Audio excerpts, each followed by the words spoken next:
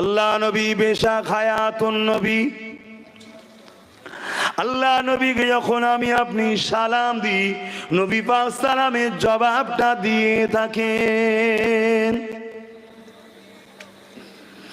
এ নওজোয়ান তরুণেরা, এ নবী পাকের প্রেমিকেরা, মদিনার উপরে যখন এমন করে ইজিদ বাহিনী হামলা করে দিয়েছিল, ওই সময় মদিনা নববী শরীফের ভেতরে গিয়ে আমার নবী পাকের একজন সাহাবী বয়স্ক মানুষ নামাজের মধ্যে ছিল।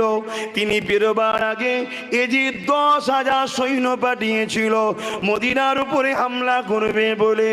সঙ্গে সঙ্গে যখন মদিনা নববীকে ঘিরে ফেলে, ওই সাহাবী বয়স্ক মানুষ বেরোতে পারেনি।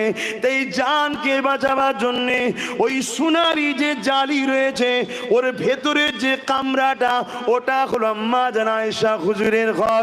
ওই ঘরের মধ্যে ঢুকে পড়ে নবী পাকের রওজা মোবারকের মাজারের পাশে একেবারে লুকিয়ে পড়ে।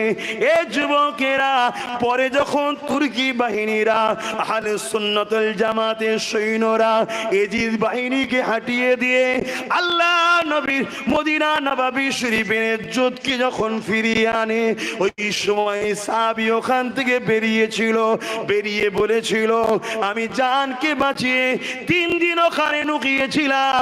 আমি অবাক হয়ে গেলে একটা ঘটনা দেখে। কি ঘটনা দেখে? কেননা ইজিদ বাহিনী মদিনা নববী শরীফে 3 দিন আযানকে বন্ধ করে দিয়েছিল। 3 দিন মদিনা নববী শরীফে ইকামতকে বন্ধ করে দিয়েছিল। এ যুবক শুনে রেখে দাও, এই সমাজে একদল মুসলমান রয়েছে যারা ইজিদের বড় গুণগান গায়। ইজিদ কত বড় জাহান্নামী দেখুন। আল্লাহ নবী, নূর নবী, দয়া নবী মদিনা নববী শরীফে গাদা, খচ্চর, দুম্বা বেঁধে দিয়ে পিশাব পায়খানা পর্যন্ত করিয়েছিল। নামাজ ইকামত এমন করে আযানকে বন্ধ করে দিয়েছিল।